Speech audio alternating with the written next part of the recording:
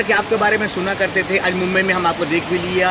अनाथ बच्चों के बहुत सारे संस्था को आप चलाते हैं और आज मुंबई में भी आए। क्या बोलना चाहते हैं अपने बारे में, अपना संस्था के बारे में? संस्था में तो मेरे अभी 127 बच्चे हैं। मैं ये नहीं कहूँगी कि वो अनाथ है, जिन्होंने उनको छोड़ा उनकी विचारधारा अनाथ है। ऐसे बहुत सारे बच्चे हैं जो हमारी काउंटिंग से बाहर है और उनकी प्रॉब्लम सिर्फ यही नहीं है कि उनके पेरेंट्स कहीं खो गए हैं या वो कहीं खो गए हैं, और भी बहुत सारे चैलेंजेस हैं जो बच्चों से संबंधित है। तो हमारा प्रयास ये है कि सब लोगों को उन बच्चों की चुनौतियों की तरफ ध्यान आकर्षित करना और अपनी ज़िंदगी से निकलकर उनकी तरफ भी ध्यान जाए, ऐसा प्रयास करना।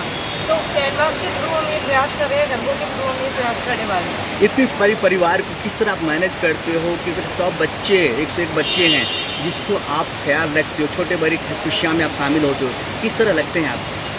खुद को उनके लिए समर्पित कर देने से और अपनी चाहतों को उनकी चाहतों के साथ मैच कर देने से मुझे लगता है सब कुछ बहुत ईजी हो जाता है। मैनेज करने की जरूरत नहीं पड़ती, स्वाभाविक रूप से चीज़ें होने लगती है। दीदी, ये आपको प्रेरणा कहाँ से मिली ये सब करने की? बहुत साल पहले की बात है, मैं अपने होम टाउन जयपुर पहुंच रही थी और मैंने मेरी जो बस थी वो बस स्टैंड के पास में रुकी और मेरी छोटी सी बच्ची को कचरे के ढेर पे बैठे देखा और उससे मेरा आई कांटेक्ट हुआ। बस मैं वहाँ ठहर गई क्योंकि उसने बिल्कुल कपड़े नहीं पहने हुए थे और मुझे लगा फैशन डिज़ाइनिंग अपना कंप्लीट करने के बाद कि मैं किसके लिए कपड़े डिज़ाइन करने जा रही हूँ, यहाँ तो कपड़े ही नहीं पहने हैं। तो after fashion designing it was a big question mark for me, और उसके बाद मैं रंगरेजा के रूप में खड़ी हो गई, माँ के रूप में खड़ी। मैम, साथ ही आपके ऊपर आपने क्या कहते हैं, लंबे समय तक पेंटिंग की, एक बड़ा रिकॉर्ड बनाया, उसके बारे में आप क्या कहना चाहिए? एक बार मेरे बच्चों का दिवाली पे घर पेंट करना था और मेरे पास पेंट करवाने के लिए पैसे नहीं थे, सबके घर पेंट हो रहे थे, तो मुझे लगा अपना घर भी पेंट किया जाए। तो somebody asked me कि आप ऐसे कितनी देर पेंट कर सकते हो, और उसी वक्त दामिनी जी का केस हुआ था। तो मुझे लगा कि स्पॉन्टेनियस 72 घंटे, मैंने ये नहीं सोचा कि 3 दिन 3 रात होते हैं। मुझे लगा दामिनी जैसी कितनी बेटियां हैं जो सामने भी नहीं आए, जिनके केसेस, उनको लेकर, उनके केसेस को लेकर मैं क्यों ना लोगों का ध्यान आकर्षित करूं और इन बच्चों के लिए काम करूं। लॉन्सम आइज में कलर्स भरने। मैम, मुंबई आए हो मैम, कितने दिन के क्रम में आपका क्या क्या उद्देश्य है यहाँ पे? अभी मुझे यहाँ पर कोई लोकेशन फाइनल करनी है कि मैं कहाँ पर अपना 24 घंटे की मैराथन कर सकती हूँ, और ये भी डिसाइड करना है मेरी एक मैराथन नहीं होगी, क्योंकि एक मैराथन में कुछ नहीं हिलने वाला। मुंबई बहुत बड़ा है और मुंबई से बहुत बड़े बड़े लोग कनेक्टेड हैं और ये विषय उससे भी बड़ा है। तो मैं ये प्रयास करूँगी कि मेरी 10 मैराथन हम डिसाइड करेंगे कि अलग अलग जगहों पे हो या किसी एक जगह पे 10 मैराथन हो, दैट इज आवर। मैम, आप 100 से अधिक बच्चों का पालन पोषण ये सब कुछ आप कर रही हैं। आप अगर ये बताएं कि आपको पहला जो बच्चा है वो कहाँ मिला, बोला तो कहाँ मिला, कहाँ से आपको ये सुझाव आया, जरा घर बारे? रेलवे स्टेशन पर मुझे, मैं कच्ची बस्तियों में पढ़ाने जाया करती थी, तो एक बार रात को ट्रेन से किसी ने एक बच्चे को सड़क मतलब वहीं पर रेलवे साइड पे छोड़ दिया। जब मैं नेक्स्ट डे वहाँ पर उन बच्चों के लिए गई आर्ट वर्क वगैरह सिखाने, देन उन्होंने कहा आप इसे भी अपने साथ क्यों नहीं ले जाती, इसका कोई भी नहीं। कभी मैंने सोचा नहीं, क्योंकि तब भी मेरा भी बाल मन था और मैं उसको अपने साथ घर ले, और आज इतने सारे बच्चों की मम्मा हूँ। आपके लक्ष्य क्या है मैम? आपके साथ कौन कौन जुड़े हैं इतने बड़े लक्ष्य में, इतने बड़े कार्यक्रम कर? देश के मतलब एक होते बेटी, एक देश के बेटी हो, इतने बड़े पीड़ा उठाया आपने। मेरे साथ मुझे लगता है कि आप सब भी जुड़े हैं और सभी जुड़े हैं।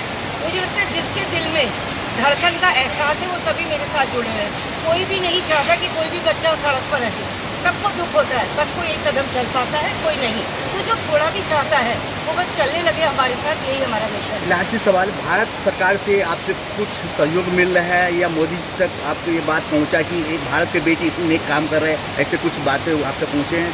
देखिए, उन तक मेरी बात पहुंची या नहीं पहुंची मैं नहीं जानती, लेकिन मैं अपना काम सतत रूप से कर रही हूँ, क्योंकि बच्चे तो है ना, कोई ध्यान देगा नहीं देगा, कोई दे रहा है नहीं दे रहा है, मेरी और मेरे बच्चों की या अनजाने बच्चों की आंखें मुझसे और मेरी आंखें उनसे मिली हुई है, दैट्स इनफ फॉर मी।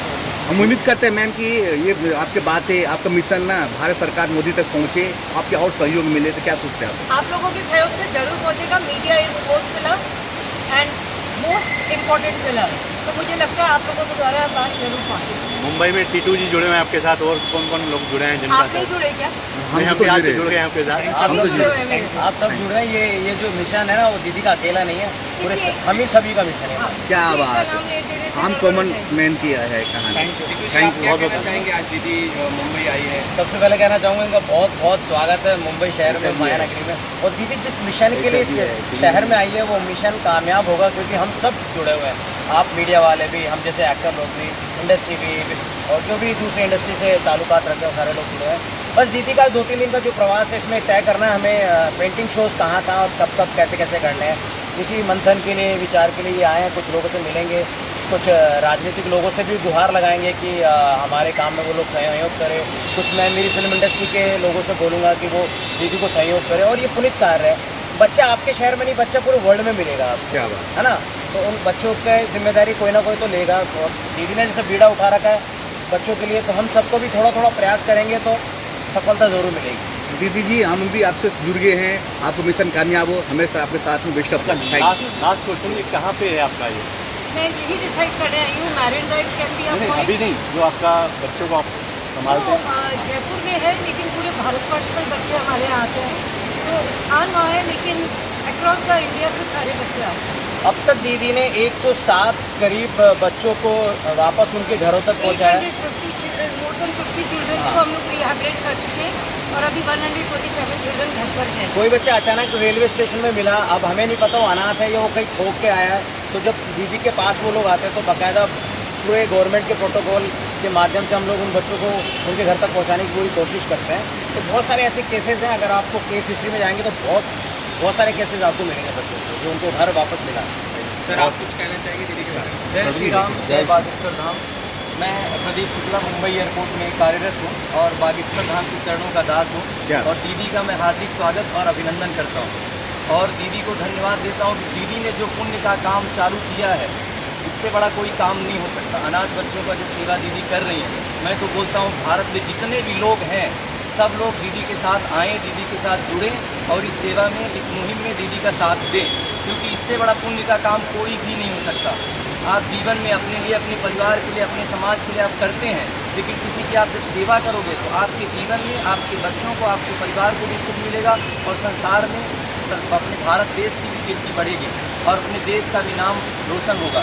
और मैं सभी सरकारों से भी प्रार्थना करता हूँ कि दीदी के साथ जुड़ें और दीदी का जितना भी हो सकता है दीदी की इस सेवा में मदद करें। और मैं यही प्रार्थना करता हूँ सबसे कि दीदी जो भी कार्य कर रही हैं, और मैं हमारे हनुमान जी के चरणों में प्रार्थना करता हूँ कि दीदी का खूब साथ दें और दीदी को आशीर्वाद दें, ताकि दीदी सबका सेवा कर सके। जय श्री राम। जय श्री बचपन में राम। कोई ऐसा केस जो अभी प्रेजेंट में आपको याद हो, जो लास्ट केस है तब उसको आपको याद हो, कोई बच्चा कैसे मिला लास्ट?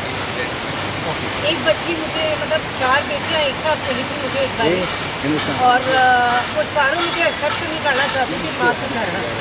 और ये बहुत बड़ी बात थी, क्योंकि बच्चों को मैं मिली, लेकिन उनकी माँ की कुछ ही समय पहले डेथ हुई थी और वो मुझे माँ के रूप में बिल्कुल स्वीकार नहीं करना चाहती थी। तब मैं बहुत सारी चूड़ियाँ पहनती थी और उस बच्ची ने मेरे से सडन इस बहाने दोस्ती की, अपनी 3 बड़ी बहनों को कहते हुए कि अपनी मम्मा भी ऐसी चूड़ियाँ पहनती थी। वो तोतला बोलती बच्ची।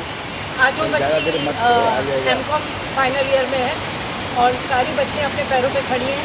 उनमें से 2 की शादी भी हो गई, दे आर सेटल नाउ।